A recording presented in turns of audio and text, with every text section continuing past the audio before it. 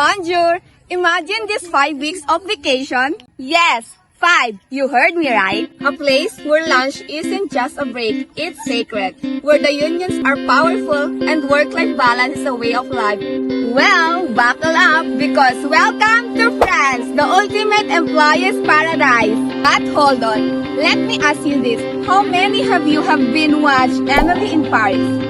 Yeah, you know what I'm talking about. The Parisian glamour, the effortless chic. But here's the truth. While Paris might look like a dream, on screen, working in France, that's a whole different ballgame. One wrong move, and you're not the star. You're the punchline! That's why today, we're pulling back the curtain on what makes the French workplace so legendary and so unique. We're going to uncover the secrets, the hidden perks, and yes, how to avoid making your own Emily in Paris fast pass. Ready to dive in?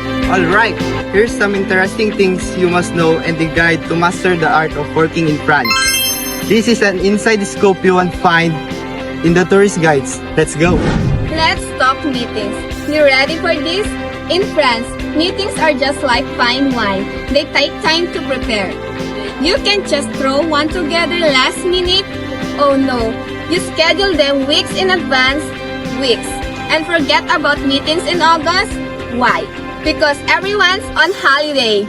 So, when you finally sit down at the table, get ready for structure, detail, and precision. There's no small talk here. No chatting about your weekend getaway. It's all about business. All the time. And if a meeting runs late, don't stress. The French don't rush. They take their time to get it right. Meetings here about quality, not speed. Now, let's talk about unions. In France, they hold power. We're talking about a workforce where only 8% are union members. Yet, these unions have a seat at the table when major decisions are made. Want to change software? The union has to approve it. Want to introduce a new policy? Same team.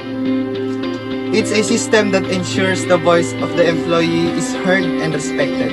It might mean things move a little slower, but that's the French way. Making sure every changes is fair, balanced, and in the best interest of everyone.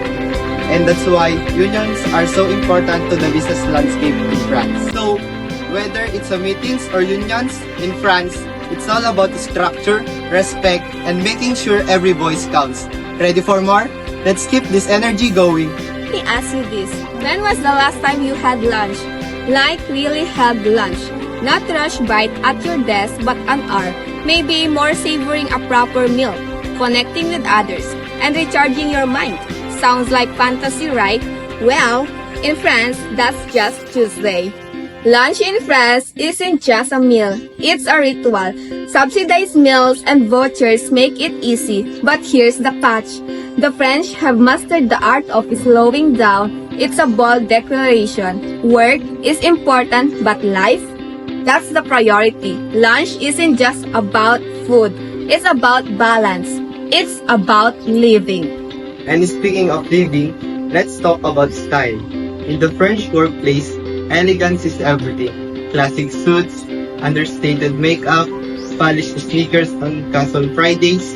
They don't just dress, they make a statement. Even in factories where uniforms rule, office workers stick to formal attire out of respect.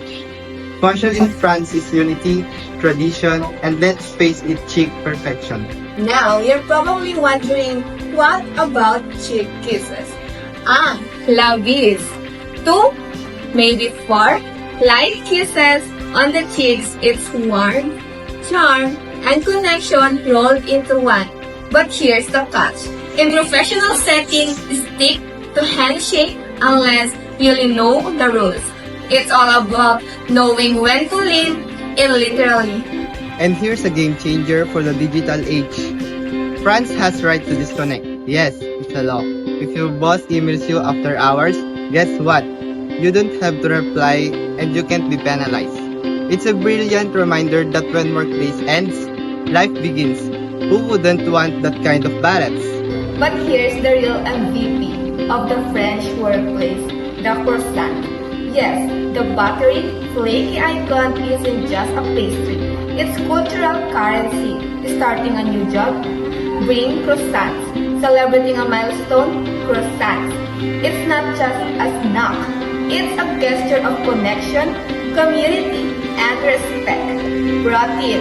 Never underestimate the power of pastry in France. It's practically a superpower. Speaking of power moves, let's talk about business cards. In France, your card is a reflection of you. It's your mini billboard.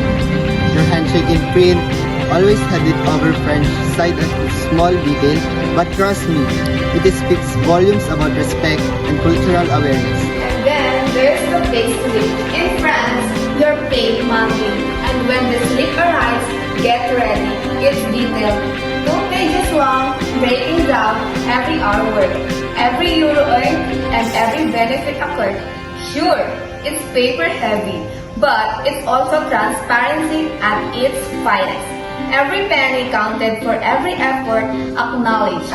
Fair, clear, and oh, so French. So, what does all this tell us? In France, work isn't just about productivity. It's all about balance, connection, and living well. From long lunches to the right to disconnect, from chic style to humble croissant, the French have rewritten the rulebook on how to work and live. And maybe, just maybe, we could all learn a little something from them. I'm FLEXZHER DIMLA. And I am JENETH, your TED Talk speakers.